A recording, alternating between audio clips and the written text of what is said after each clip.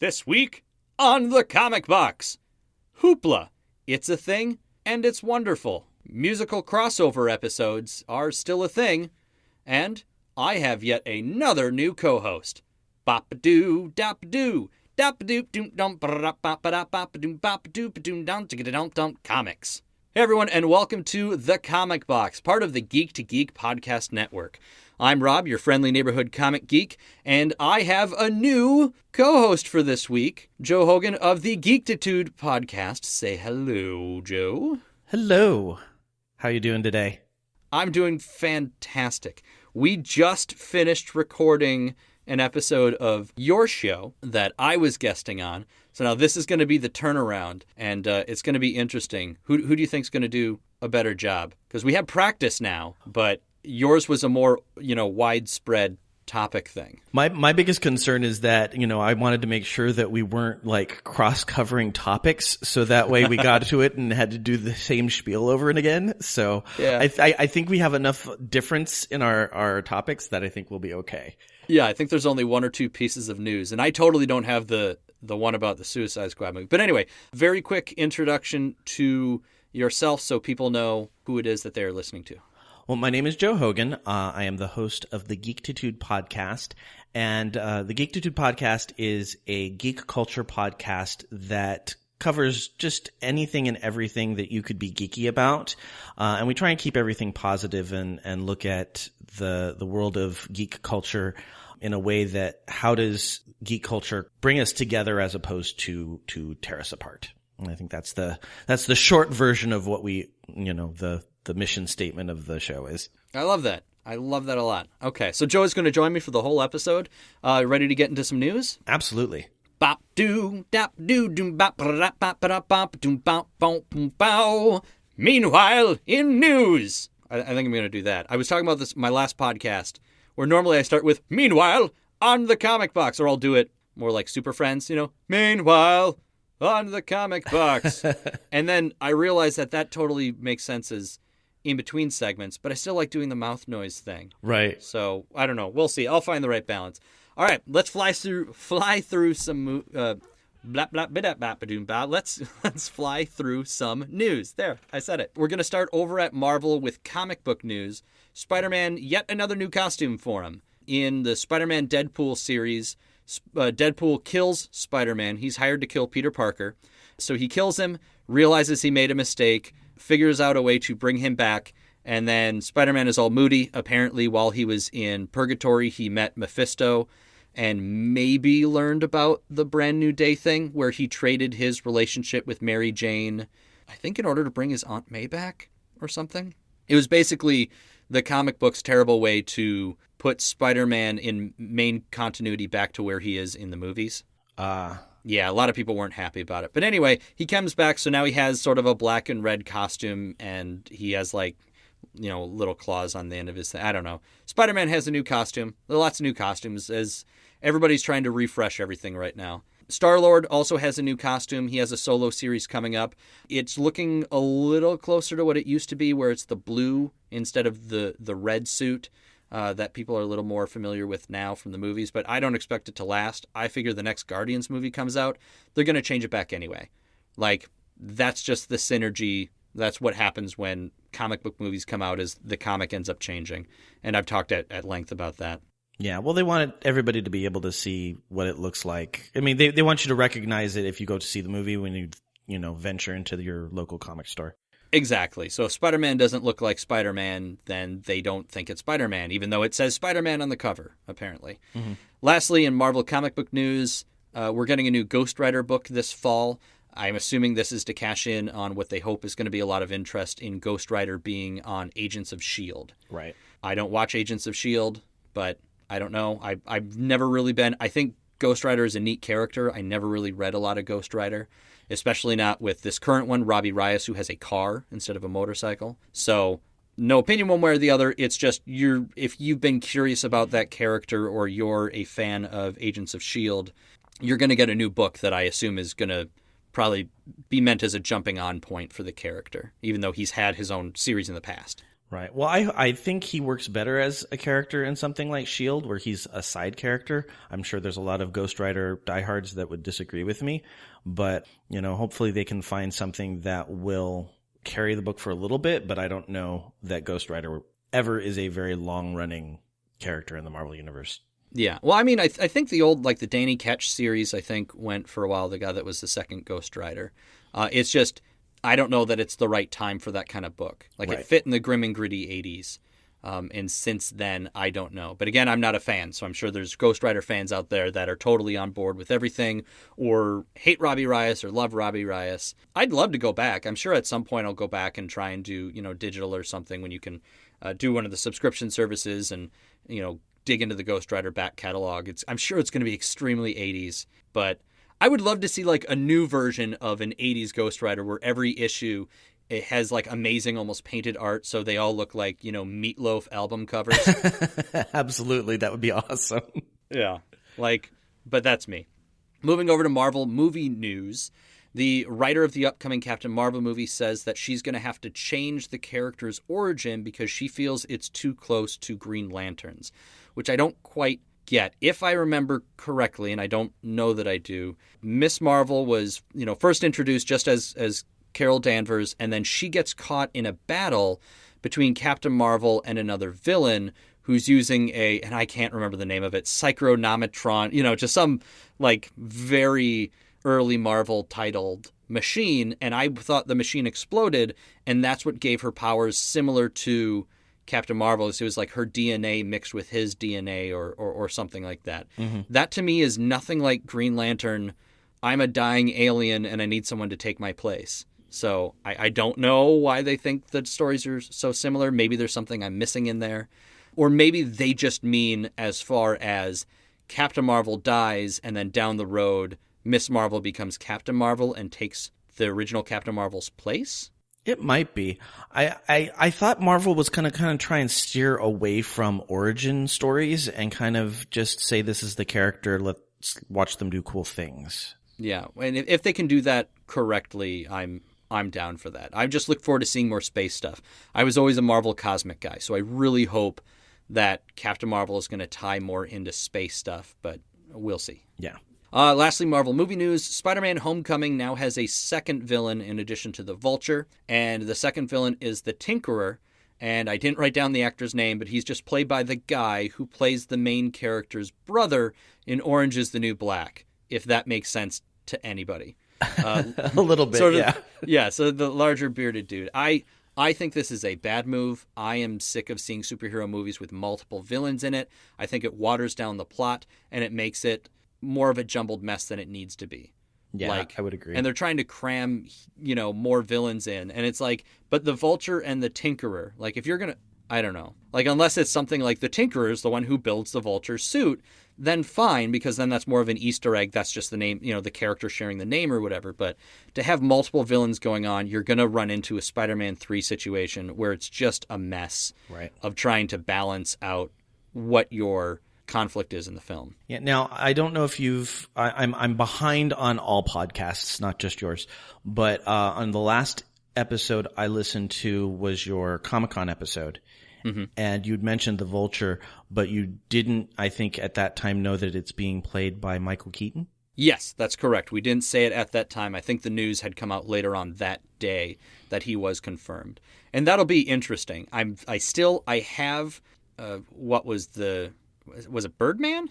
Yeah. Okay, because I was like, that can't be right, because I just think Birdman, but I still have yet to see that. So, but I like him. I think he's a great actor. I think he can do comedy as well as serious stuff. So I'm totally fine with that, and I look forward to seeing that. I think the Vulture's a really interesting choice for a villain, because to me he's never been a top tier thing. But then if we're doing Spider-Man in high school, maybe it makes more sense to do kind of a sillier, villain. I'm curious to see how it's going to play out within sort of the MCU thing. I wonder if it's going to be like a version of the Falcon suit. Oh, maybe. So that it can tie in, because they've never, like Doctor Strange is going to be the first time they're really going to venture into anything that's not science-based. Right. Well, I mean, the fact that Michael Keaton's playing the character gave me a little bit of hope for it, because the Vulture is not somebody that I'd get excited to follow in a movie. Yeah, exactly.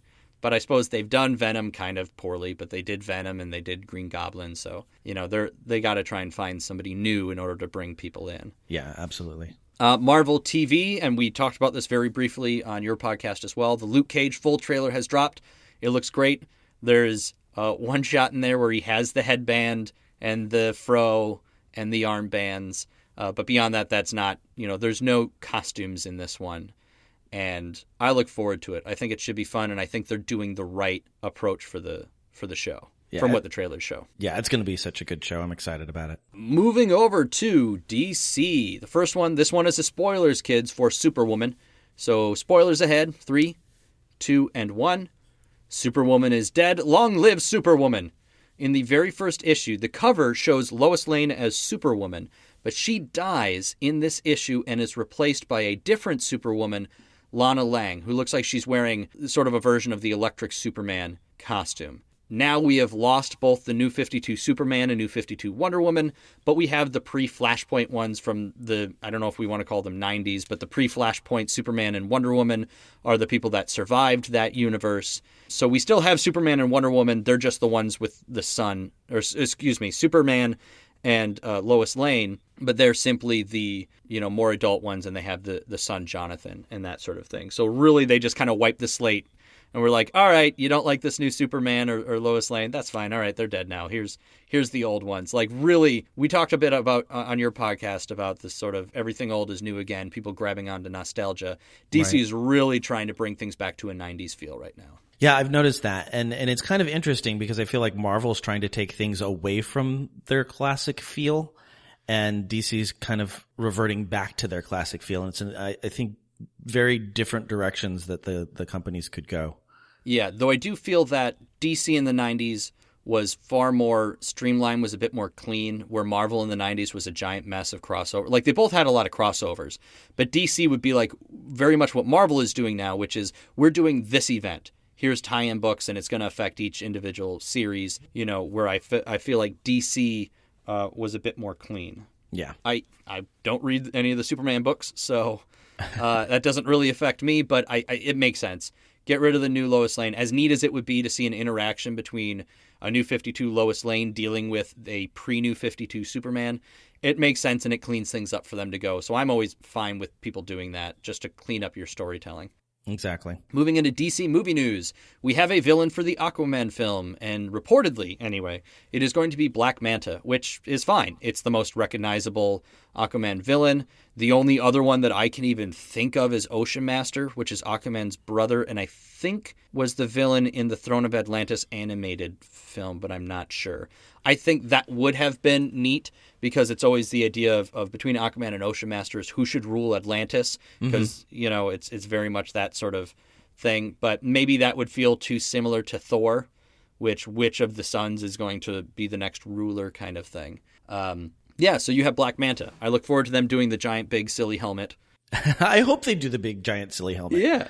And I think they did fine by the character in the Young Justice cartoon. Mm-hmm. I think just about everything the Young Justice cartoon did was spot on, though. But yeah, so we have a villain there. Hooray. We are also supposedly now getting a second Man of Steel movie. The thought was that was removed off of their plate when they did Batman v Superman, and then they would move into Justice League. But apparently there is a Man of Steel 2 that is in active production right now. I wonder if it's going to be like what they tried to do with Suicide Squad, and I think failed to do, is sort of redeem the series.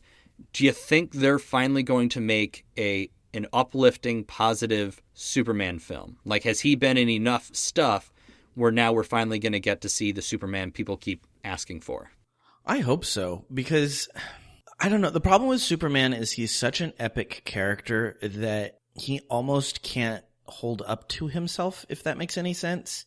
Like, sure. It gets very hard to come up with a story where he feels challenged.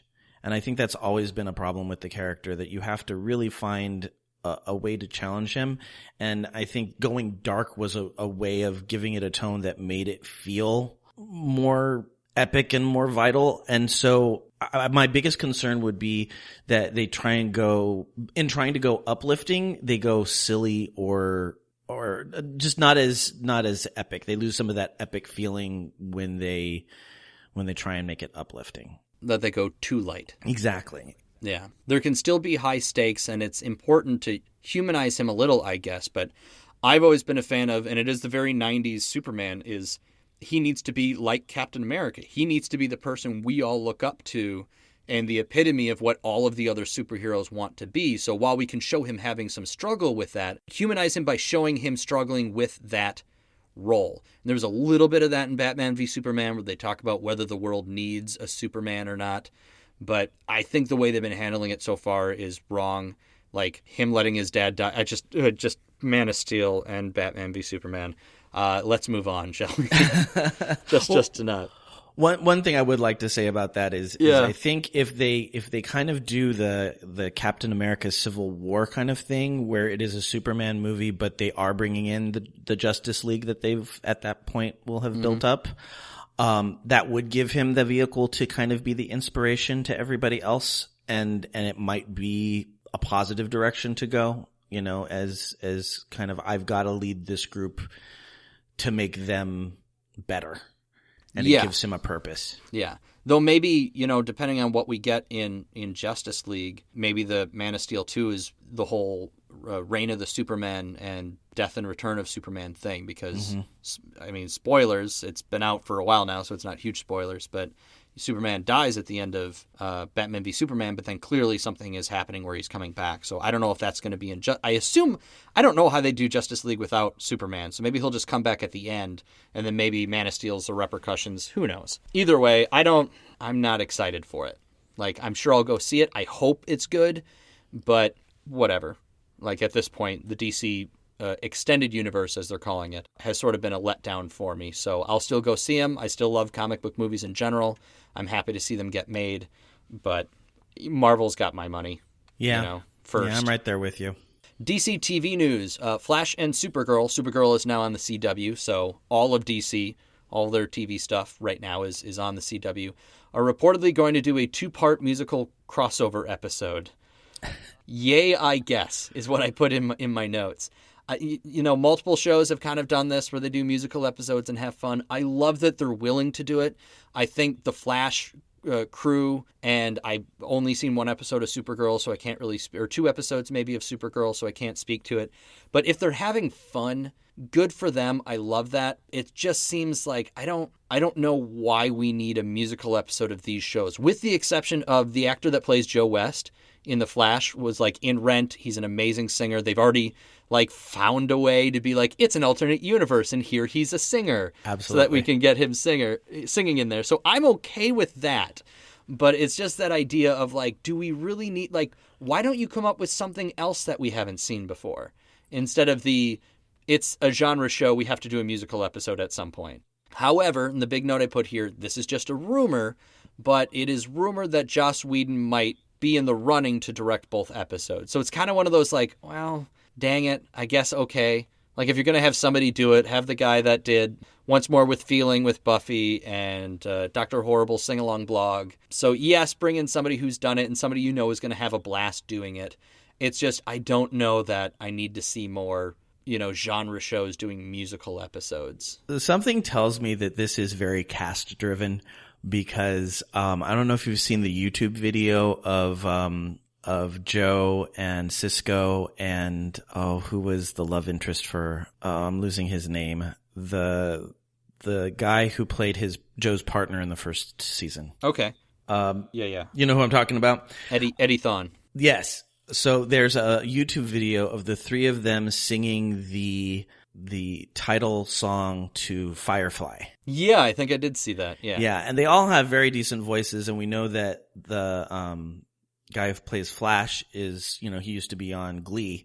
Grant Gustin, yeah. Yeah, so I have a feeling that there's a lot of singing on that set, and I have a feeling that might be the motivation for doing this. So if they're doing it with Joss Whedon, then I think that's awesome. I think he'll find a way to make it relevant and not just silly. My thing is Buffy was way into its run before it did something like that, and all of these series are relatively new in the spectrum of things. Yeah, I'm always a fan of breaking format a little bit, doing like the comedy episodes of the X-Files have always been among the fan favorites because it goes against the rest of the show. So I think, yes, just doing a flat out, just funny episode. Same with Supernatural. They'll do one comedy episode or two comedy episodes a season. I guess in that sense, I'm okay. And you are right. I totally forgot about Grant Gustin being on Glee. I don't know if I even ever knew that. I feel like I must have read it at some point. I don't know how I wouldn't have. Either way, that's coming up. On Flash, we know who the two big bads of the season are, Dr. Alchemy, and then the one they just announced is Savitar, who is yet another speedster.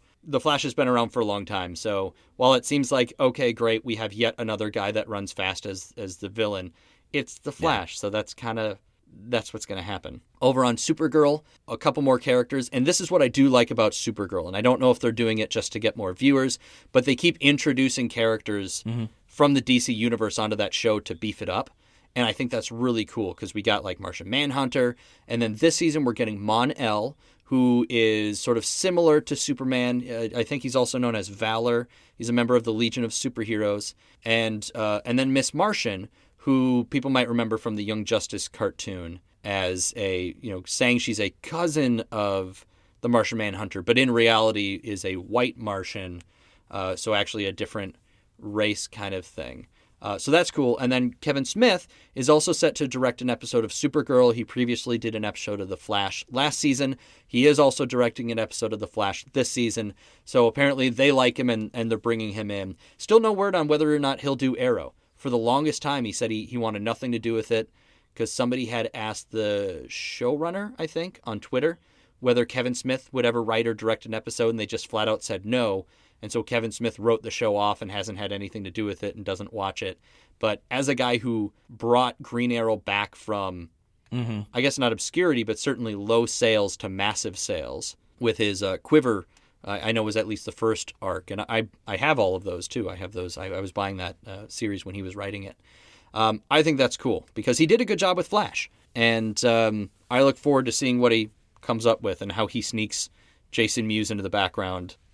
Yeah, absolutely. Wow, where's DC TV? Lots of DC TV stuff, actually. Arrow. Well, there's so much at this point. I know. So we went from Flash to Supergirl, now over to Arrow. Season 5, this upcoming season, will be the last one with flashbacks to Oliver Queen's past, which makes sense because he was only gone for 5 years, though it does not feel like it's been 5 years worth of flashbacks.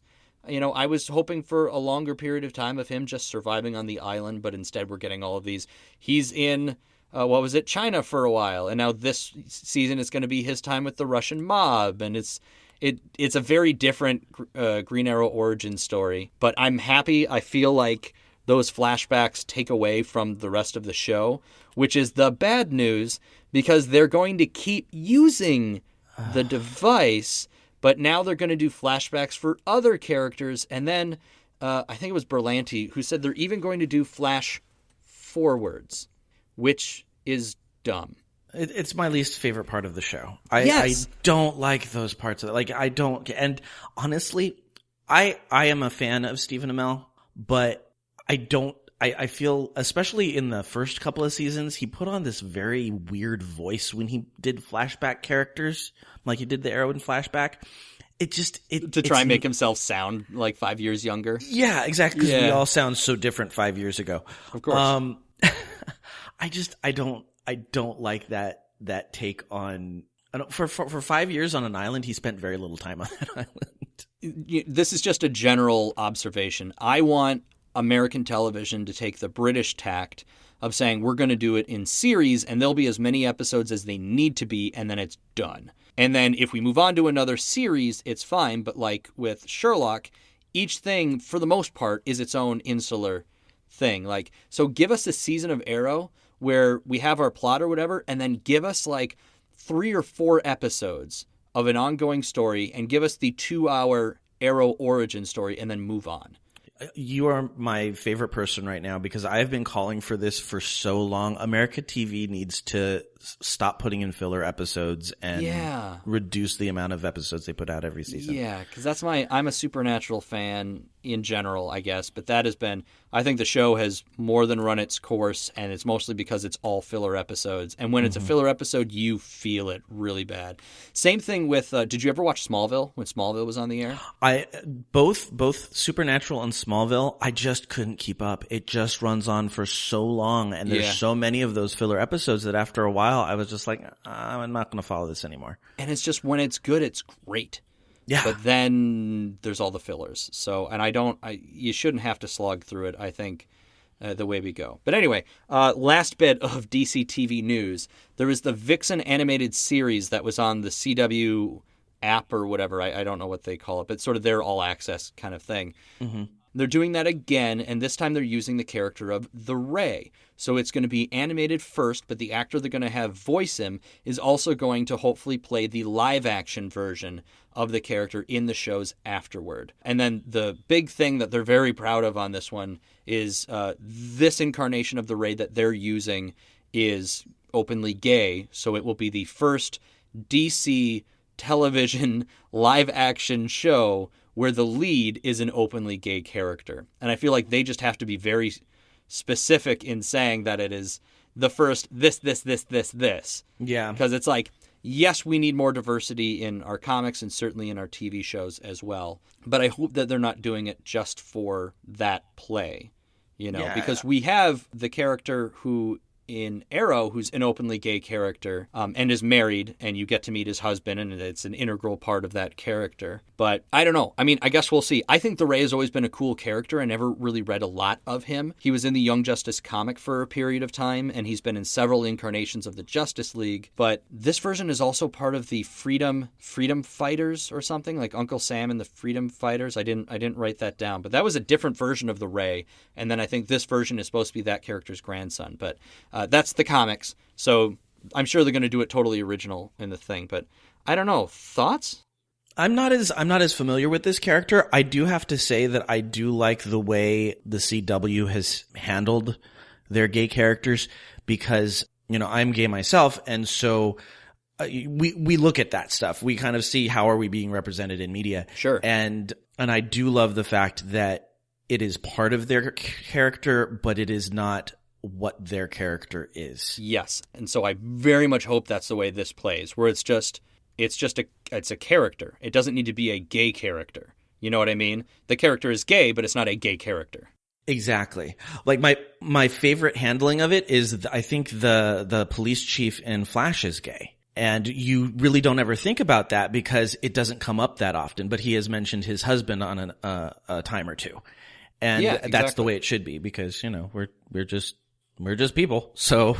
Exactly. So I hope that that's the way it's handled and that it's not being done as, look at how progressive we are. We have a gay lead in our show, and that's going to be a huge part of whatever. It's like, it doesn't need to be. Like, I'm happy that you're getting the diversity in that sort of thing, but I hope that doesn't become the character, Yeah. And I mean, it would be interesting to see a little bit more of that relationship because right now, the characters that are gay in the CW shows are side characters. So you don't see as much of their personal lives. So seeing a little bit more of his personal life might be a nice touch. As long as that's just not his defining factor.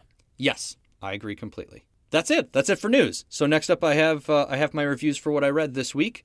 So we're going to slide into that with a shooby-doo-ba-doo-bop-bop-bow, dibba-dabba-dap-doom-doom-now-bow, rap-bop-ba-dap-bow. And then, because I don't know which one I want to use, we will also do the Meanwhile in Reviews. So here's what I read this week.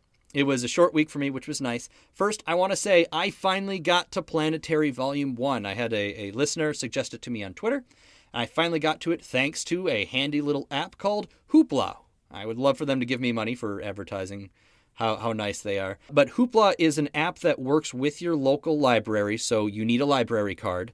And it is the app that gives you access to their digital content. So their ebooks, episodes of movies they have digitally, and then comics that are in trade format. So I always talk about how cool it is to go to the library. I don't always find time to go. It's been forever since I've gone to go and try and pick something up. So I went and I said, oh, they have Planetary this way. I actually went to the library's website to look up and see if they have Planetary in the physical trade. It said, we have it digitally via Hoopla. Only issue is my computer is a Windows, so I don't think Hoopla is on there as an app. So I had to read it digitally on my phone. They have the ability to go panel by panel, but I like the ability to look at the whole page and then zoom in as I need to, because sometimes it'll show you the panel, but it's wide and the text is still too small and you can't zoom in unless it's on full page mode. So it was kind of, I'm not going to complain because it was free and I finally got to read it. I don't know that I'm a big fan of the panel by panel. And I know a lot of apps do this. When you do the comic reading apps on your phone, they'll give it to you panel by panel, but having to turn the phone sideways and, every time it's a different kind of panel and then zooming in feels like too much work for me. I'd rather have it like a page in front of me. That said, of this volume, it's neat. The plot is a group of 3 people working for a very secretive organization who go out and investigate sort of supernatural happenings, extra normal happenings. A lot of the things they see are mirroring the Marvel Universe or DC Universe. Like there's a group of people they investigate who are clearly analogous to the Fantastic Four. And then it's just supposed to be in more of kind of a real world setting kind of thing. So it's an interesting take. The whole series is very much meant to take a different view of mainstream comic books and superhero comic books. But I don't think if I had read this when it was coming out that I would have stuck with it. I might pick up volume 2, but the one downside of Hoopla is they only give you 4 things you can check out per month. So when it's like a single episode of a TV show counts. So you don't get like that season as one thing you can check out and watch. So I only get, I think at this point I have 2 more things I can get this month, or maybe 1 more thing. And so I don't know if that's going to be Planetary Volume 2 or if I'll read it later on. I also think my opinion was very twisted by the Planetary JLA crossover trade, because in that, Planetary is very much the bad guys. And I haven't gotten that yet in the main volume. It's interesting. I haven't heard of Planetary at all. I'm not as much of is this a DC title? Was it Wildstorm? Oh, okay. I think was, or maybe that was the Authority. I honestly don't remember what company put out Planet.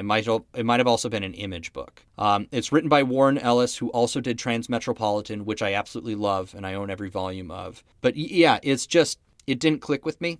So I am grateful for the suggestion. I love always reading new things. Now that I know I can continue reading the rest of it for free on Hoopla, I very well might go. I am that kind of guy. I'm a completionist.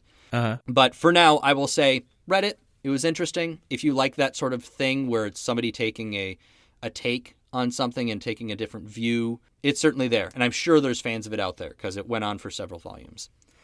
Next, I read Hal Jordan and the Green Lantern Corps #2.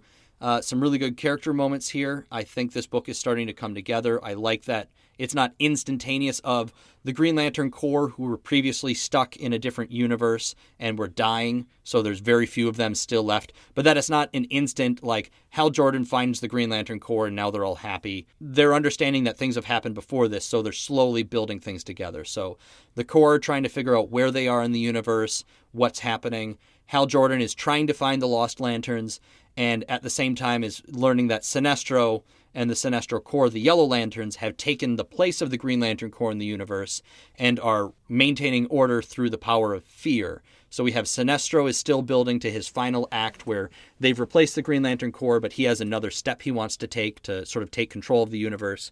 Hal thinks he might be alone as the only Green Lantern. He doesn't know where the other lanterns are. And then like I said, the other lanterns are trying to figure out where they are and figure out what's happening and where they need to go. So I thought it was good. I think the art was pretty good. I think they cleaned up. I had spoken previously about how they were drawing Saranic Natu. I think that got a little better in this issue. And I'm looking forward to it. I'm a Green Lantern fan, so, thick or thin, or I guess if I want to be super nerdy about it, brightest day, blackest night, I tend to stick with the Hal Jordan comics. Finally, Wonder Woman #4, written by Greg Rucka. He is doing a thing where he's jumping back and forth between a modern day story and an origin story. I assume it's all going to tie in later on because that's kind of the way he likes to do things.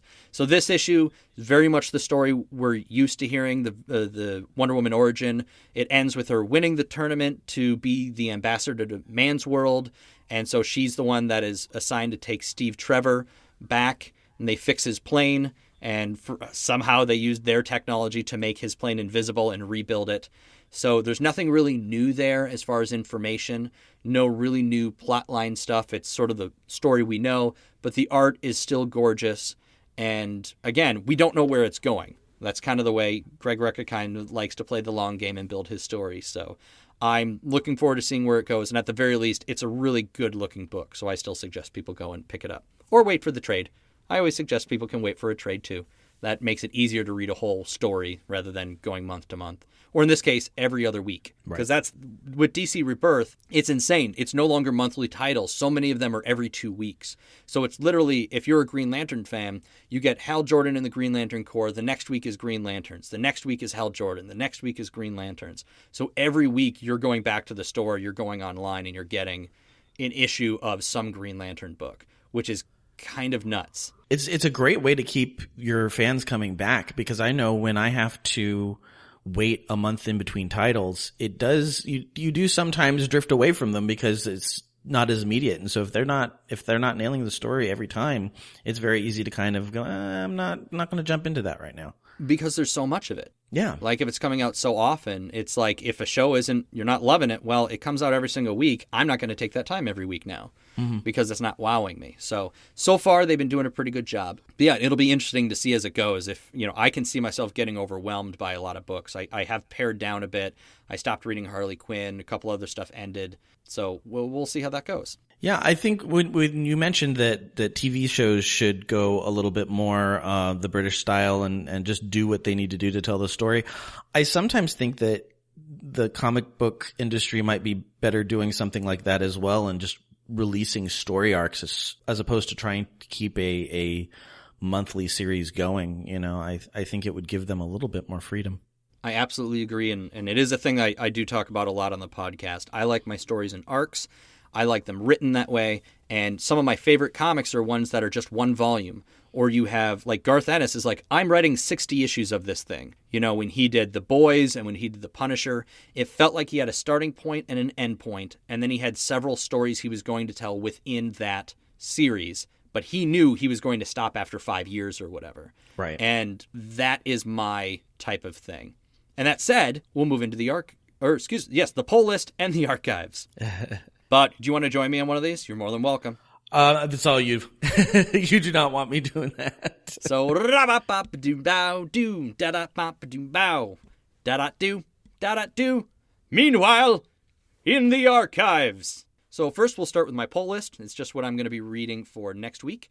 Is Green Lanterns number 5, Mighty Thor number 10, and then I'm probably going to pick up something else on Hoopla. I read Southern Bastards. I guess I could have put that in my reviews, but I just finished it the other night, and I had already written up my outline. But I'll probably pull another volume of something off of there and have that as a review. So I don't know what it'll be, so random review will be coming for next week. And then for the archives, which is where I go back and I find a comic that already is done, that sort of like a show that's over or that you could go and buy seasons of, that I can suggest. And this time I'm going to point towards the original Quantum and Woody. There was recently a new one when Valiant Comics came back, and they put out a new Quantum and Woody book, which was also entertaining, but the original really did it for me. I picked up all of the issues at once because they were on sale somewhere, and I was digging through back issues, and I had read good things about Quantum and Woody, and I knew that their sidekick was a pet goat with superpowers. And so I knew I needed to go and pick this up. It seemed like a really fun book, and it really did. It hit the spot for me. There's stuff in there you could not do anymore. There's a lot of race jokes in there, because the two main characters, Quantum and Woody, are adopted brothers. Woody was adopted into Quantum's family, but he's white and the other family is black. So every time they get into an argument, he always makes it about race. Woody does. He is very much the comic relief guy who's stuck in this position and he's doing it because he has to, while Quantum is like Batman. Like, he knows everything. He goes on long runs in the morning while like reciting science facts and Shakespeare. And then Woody just gets up, plays his electric guitar, and drinks and eats cereal, But it's just a fun book. And they have it in trades. They're putting out new trades now of the original Quantum and Woody. And then I think it's $100 or something, but there's also a massive thing that has everything. And the only thing I'll say is they got canceled and then brought back, very like Futurama. So what they did, though, is their numbering is very weird. So they go up to a certain number, and then they knew they were going to get canceled. So, and I should have written this down, but say they got to issue 13, and then they put out an issue like 35, which took like a jump, and they said, here's what 35 would have been. So nothing makes sense. There's all these different storylines going on, so it's just this glimpse into the future. And then the show got brought back, and then they went on and started telling stories leading up to that later issue, but they never made it. They ended up getting canceled after just a couple more issues. And then recently they did a Quantum and Woody 2 where it's a return, and it's an actual time jump where here's Quantum and Woody as they exist today, years and years later after the series. So there is a sort of sequel series that recently got put out alongside a rebooted Quantum and Woody with different versions of the characters and that whole thing. But just all of it is fun. Quantum and Woody is just a dumb, fun superhero book. They're labeled as the world's worst superhero team on the cover. And yeah, so that is my archive pick. Is there anything for you if you were to suggest? I know you're not as into comics now as you used to be, but is there anything you remember reading that you're like, oh, this is a thing people would go and love to read? Oh, anytime I'm asked to recommend kind of an older comic book, I suggest going back to Age of Apocalypse for Marvel. That is by far one of my favorite story arcs in the Marvel universe.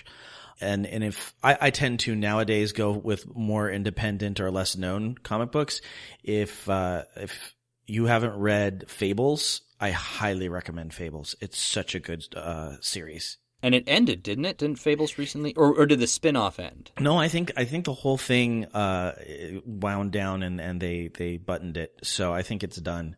But there's a lot out there, and it's just a different type of comic book. So it's not your cape and cowl kind of stuff. Yeah, I've heard it's more almost along the lines of Sandman kind of thing, where you have the story and you use the format of your stories to tell all sorts of different kinds of stories.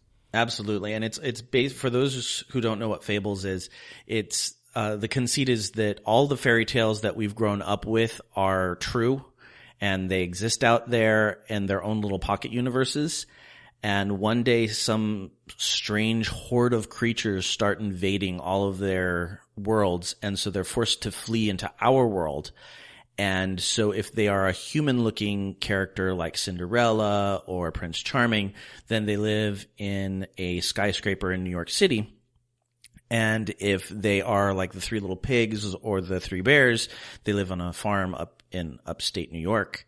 And it's how all of these beings, these magical beings, survive in our world and the kind of their political intrigue as they try and take back their homelands. Now, how is that different from the current Once Upon a Time? I know Fables was far before the television show, and the TV show is strictly Disney. But is there have you seen that? I've never seen it, but are there similarities there? Well, I was a big fan of Fables, and we'd go to the panels that they would have at Comic-Con every year, my friends and I.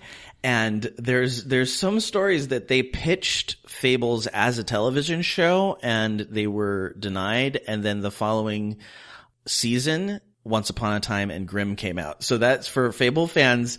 Well, I like Once Upon a Time, but a lot of Fable fans feel like it was kind of Disney stealing that idea. But as far as Once Upon a Time goes, that kind of goes back and forth, and it's very much like you've got the characters living in the real world, and then you see them as they were living in their own home universe. In Fables, it's very much a struggle to get back home, and a struggle to, they're not different characters. They're characters that are trying to survive the situation they're in. So there's not so much of that back and forth. Okay. Yeah. Well, it seems I've always heard good things, and I want to say my buddy Ray was a fan of Fables as well, I believe. So it's one of those that's, on that giant list of things that are out there. But hey, I got Hoopla now, so maybe I'll be able to find it and pick it up. Or maybe I'll actually, get off my lazy butt and actually go to the library and see if they have it and bring that back. So I'm always looking for something. I have many books that I have purchased and haven't been able to touch yet. So I'm trying to balance my media intake. But Fables is one that I've always been interested in.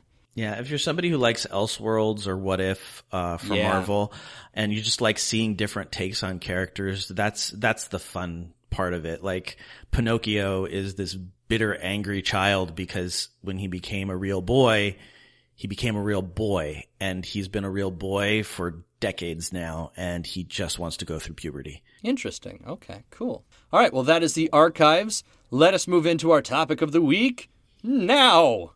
Bow, bow, yeah, bop, ba doom down, tick-a-dum, bump, ba da, bop, doo down, rap, doop, doom, bop, da, da. Meanwhile, in the topic of the week, I don't think that works. I think I'm gonna have to come up with some sort of I don't know. Maybe I'll pull the sound effect from Super Friends. I was just gonna suggest that. Sued. Yeah, you need the. It's under 30 seconds. You probably could get away with it. Yeah. Where it's like meow, meow, meow, the stars passing. I don't want to lose the mouth. It was the one thing when I did my test episode. All of the notes I got back were just, we like it when you do the dumb mouth noises. It's fun, and it's uniquely you. Yeah, but all right. Anyway, topic of the week. Our topic of the week is you. So much pressure, right? So Joe is here from the Geektitude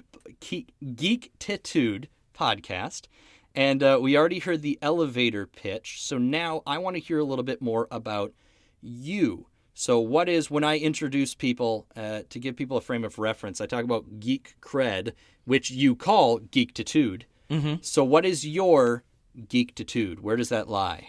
My biggest fandom right now is probably Blizzard games. I'm a big World of Warcraft fan. I play a lot of the other stuff like Diablo and Hearthstone. So that's kind of where I tend to find myself going back to. But I have a long history with Marvel, especially. I've dipped my toe into the DC universe, but Marvel's always kind of been my go-to. Big X-Men fan, big Avengers fan. I like a lot of team books, and I think that's where my comic cred used to lie, at least in the 80s and 90s. I've fallen away a little bit in the past couple of years, and which is why I was very excited to find your podcast, because it's a good way for me to kind of keep up on what's going on in the comic book world, even if I'm not reading it every week. Sure. Thank you. Yeah. Okay. Is there anything that you have been reading outside of Fables? Is there any currently running comic books that you are reading? I just recently started a pull list at my local comic book store because I'm trying to support local businesses like that. I feel like it's so important to keep our comic shops stocked. And so I have two go-to pulls right now. I am a big fan of Gwenpool. I've heard lots of fun stuff in Gwenpool. Yeah, because it's just silly. It's something you can jump into. It doesn't have a lot of crossovers right now. I think it probably will at some point. But right now they're keeping it kind of separate from everything, and that's good for me because I don't feel like I have to find tie-ins and everything else. Okay. So that's the one. And then the other one, which I get kind of teased about a little bit, but I am a huge Scooby-Doo fan. And they have a new comic book out that's about 3 issues in called Scooby Apocalypse. Yeah. And it is a completely different take on the Scooby gang. It's very modern. The character's design is new, and so Shaggy is very hipster looking. And it's not like Mystery of the Week. It's very much an apocalyptic event has hit the world, and they are trying to struggle through it. And it's not the best book in the world, but I have enough connection with the characters that I'm curious to see where they take it, and I hope that I'm one of those people that when I watch a new TV show, I realize that the pilot is not going to be the best example of what they want to do with that series. Sure. So I'm kind of trying to let it get its legs before I make a final decision on it. But for me, it's such a fun. Again, it's what we were just talking about. It's that new look on very classic characters.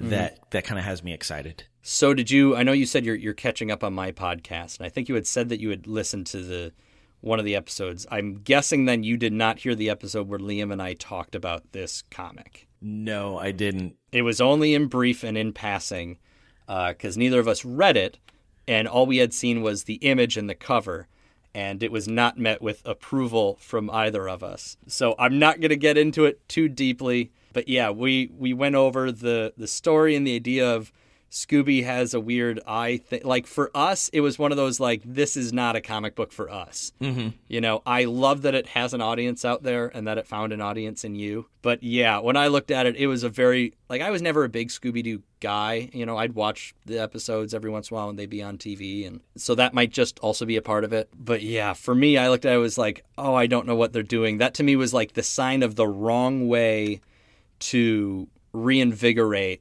a series, because it's like in the 90s there was a Looney Tunes cartoon called Lunatics where everybody got redesigned and they were like hard and edgy, and you're like, that's not why we like Looney Tunes, guys.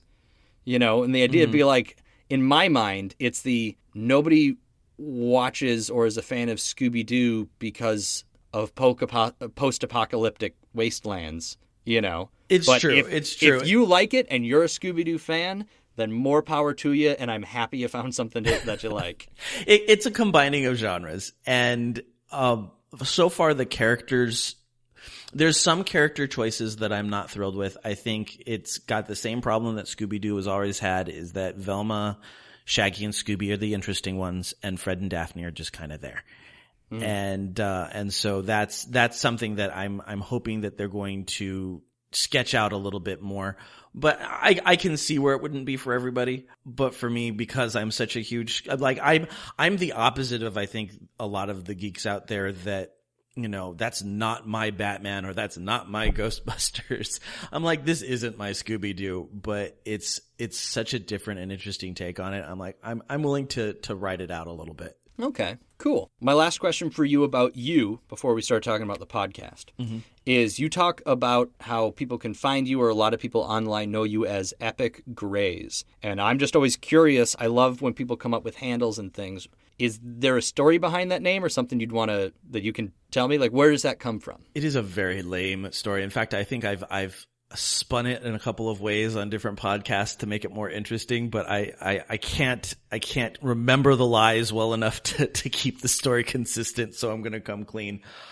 I was going to start a blog and possibly a podcast maybe 5 years ago that had to do with WoW. And in Warcraft, there's a lot of items that you pick up, and they have different qualities. And one of the qualities is gray, and they're just trash items. But what people don't realize is there are a lot of fun and interesting little Easter eggs in those gray items and some fun flavor text. And so I was just going to do kind of like a weekly little post or a little mini 5-minute podcast about something interesting that were these epic gray items. And so I switched all my handles and everything because I was trying to get into the Warcraft blog and podcasting community and got everything lined up. And then I just stopped playing WoW for a while. But I had already switched everything over, and it's a very easy gaming handle to get because nobody has it. So I kind of just unified all my gaming under Epic Grays, and it stuck, and that's what it is. So it's not a terribly exciting story. It was a blog that never came to fruition. No, but that's fine. I mean, that's the exact same thing with mine, where Nobi is just a reference to the Evil Dead, and the reason I use it is because nobody else uses it. Mm-hmm. Yeah. Okay. Well, let's shift gears then and talk about the podcast. So we got the elevator pitch. So now, what led to the creation of Geektitude? There were a couple of things that kind of came together for me to finally start a podcast. I have an hour and a half commute to work every day. And so I put in a good 15 to 20 hours on the road, and I started listening to podcasts to fill that time. And I started with a lot of Blizzard and Warcraft podcasts because that's what I was into, but I've slowly kind of diversified into just all sorts of my geeky interests. If I am interested in something, I'll find a podcast for it. And so, you know, on my long drives, I would think about, you know, it would be really cool to do a podcast, but I don't know that I could do something on Warcraft or do something on a video game that I have been playing for a really long time. I don't know that I could keep that interest going long enough to dedicate a weekly podcast to it. So that kind of set the groundwork for my interest. And then I started talking with some friends. I went to Comic-Con. I go to Comic-Con every year. I've been going since I was in college. So it's kind of our geek mecca. We all go there every year, and that's our big way of catching up with what everybody's doing. And so I just started wanting to spend more time talking about the stuff I love. And about a year and a half ago, I lost my dad and my grandma within 5 months. And I was very close to both. And I think that reminded me how short life is. And so instead of sitting around and thinking about doing a podcast, I'm like, you know what? I'm going to go out and actually do this podcast and make it happen. And so instead of doing something focused on a game or just one specific aspect and keep it tethered to one fandom or another, it was around the time that Gamergate was coming out, and there's all this anger and divisiveness in the gaming community. I was like, you know what? I want a podcast that, instead of pointing out all the differences we have as geeks, why don't we point at all the stuff that we have that's similar? We all love something very passionately. We all get very excited and can talk about it constantly to the point where people who aren't into it will roll their eyes. But in that talking about it, you might have a different fandom than I do. And now that I've talked about it, you're interested in it, and we've made that connection. And so that's really what I want Geektitude to be, is a way for people to learn about things that they don't know about and explore it and meet people and find people with different fandoms and different interests than them that they can then connect over. I love it. Yeah. No, and that's the best thing about, usually anyway, because you're talking about Gamergate and stuff, and absolutely there, but generally speaking, that's the benefit of the geek thing, is like, geeks know geeks, and when you meet another geek, like, regardless of what your fandom is, there's always some connection there, because you both know what it's like to be that only kid in your school, especially, growing up, like, that likes that thing. So It's this thing that you hold sort of privately to yourself, and then, there's other people that love this. That's awesome. Like, I never grew up with friends that read comic books. That was very much kind of just my thing. And it was a time where it wasn't cool to wear, I still did it, but it wasn't cool to wear a Spider-Man shirt to high school. Right. Because you're a high school kid. You're 16 years old. You're supposed to be dating and driving and whatever, which I was, but I'm wearing a Spider-Man t-shirt while I'm doing it, versus today where it's like, yeah, because they're popular movies. Exactly. And for me, it's like, the t-shirts are a great example. Like, I try and wear, when I very much express myself through my graphic tees. And I try and find things like, my favorite t-shirt right now is a mashup of Scooby-Doo and Star Wars, because those are two fandoms that I really love. And so, it's got R2-D2 as the mystery machine. And I'll wear that, and I'll have somebody who likes Star Wars come up and say, hey, that's a really cool t-shirt. And now we have something to talk about. Or, hey, I love Scooby-Doo. What an interesting take on it. Now we have something to talk about. Yeah, I'm big. I like logo t-shirts. So like my, comic book t-shirts are just like the Red Hood Batman logo, or just, the Batman symbol, or Green Lantern. I got a couple different Green Lantern ones. And then I have pins that just have the logos of the characters. And even when I go to professional like events and stuff, like that'll become my sort of lapel pin, will be a pin that has, the Green Lantern logo on it, or the Batman logo.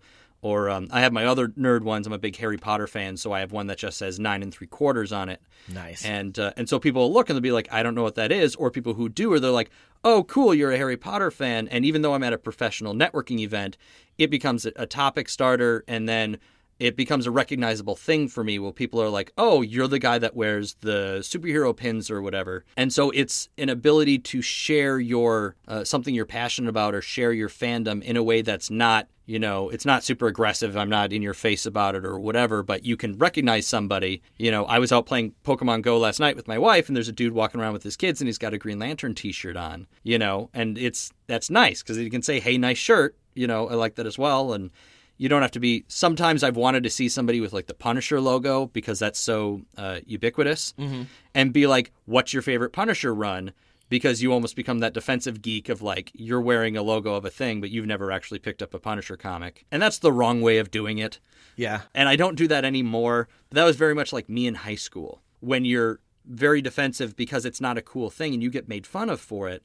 And that's its own whole conversation that I still going to do a podcast on, is sort of that when geeks get angry and very almost violently defending, what's the proper term there? But you know what I mean, defensive. When geeks attack. It sounds like a nature show, but very much what it is, yeah. Yeah, because it's because they're, and it's different, I feel, now with the current generation of kids coming up in an age of Marvel movies being the biggest money makers in Hollywood, is growing up with something that is very much not cool and something you're going to get insulted for, so you hold it that much more closely to you and you guard that so passionately, because it's this thing that is yours and I don't care if anyone's making fun of me for it, whereas now it is in a world where you can have your sort of podcast, which is amazing, and having that ability of, no, we live in a world where Comic-Con is a thing now. Like, it's a big thing. Yeah, absolutely. It's not a thing nobody knows about. Where you get to go and hide out with the other, geeks in a windowless, maybe air-conditioned room, sweating over boxes of comics looking for back issues. It's now a huge thing where we're all just in costume celebrating a thing we love. So I absolutely love that, and I love the idea of the podcast. What is one thing that we can look forward to then? Do you have anything big coming up that people should keep an eye out for? Well, of course, my episode that I'm putting out on Monday features you, so that is definitely something that they should be looking for. Yeah. And I think it was a good episode. I think we do what I enjoy the most, is we got off on tangents and talked about stuff we love, and a lot of people will afterwards go, "I'm so sorry." It's like, no, that's what this show is. My shows are not short. I do not keep them to a time frame. So very often they will touch upon 2 hours. So if you're joining me, you're joining me for the long haul, but I try and change it up often enough that that'll hold your interest. But in addition to that, myself and a couple of other podcasters that I have connected with over the year that I've been doing this, we're going to be at NerdCon in Escondido on August 28th. So that's kind of exciting. It's my first official panel. I actually have two. I have one on podcasting and one on a little bit of what we were talking about, being a better geek, not suing the Warner Brothers for Suicide Squad, false advertising, or, don't bite Norman Reedus when you see him at a convention. Things you just shouldn't do as a fan, and how we can kind of spin our fandom into positive change. Awesome. Great. And then I had the last thing that I had on here is, obviously, if people aren't convinced already, I don't know that they're going to be, because they should be. But what is the number one reason that people should head on over and subscribe to the Geektitude podcast? I think I'm a good launching point for other interests. So if you're not big on cosplay, I have an episode with a very awesome, she bills herself as a plus size cosplay of color. And she talks very much about how you do not have to be a certain race or a certain body shape or a certain anything to cosplay. And so if you're interested in cosplay, I have an episode on cosplay. I now have an episode with you about comic books. So it's a good way of finding, exploring the stuff you love, but also finding stuff that you're new to and that you've always heard you should be into, but haven't quite connected to it yet. Great. Anything else before we wrap it up for the week? I think that's it. I think it's, I'm so thankful that you had me on the show. I listen to it every week since I found it. And that's why I think the Scooby Apocalypse one was a little bit before I found out about you. But, I know you would have been like, what? It's not like Scooby-Doo. Or I would have just maybe kept my love of Scooby-Doo a little bit closer to my, chest. But, no, I'm not an anime guy. I got friends who love anime. I don't hold anything against them. It's just people have different, that's the whole point of Geektitude. Exactly. People have different interests, but that's fine, because the whole point is we share similar interests, or we share interests all we're passionate about, and that's the whole point. There are a lot of crossover, and that's the idea. Yeah. All right. Ba ba bow bop doo. Da ba ba da ba ba doom down. Check it on. Check it on. Check it on. Da da da ba da ba da ba doom down. Bounce. Check it on. Ow. And so that is it for this week, everybody. Again, big thank you to Joe Hogan from Geektitude for coming on the podcast.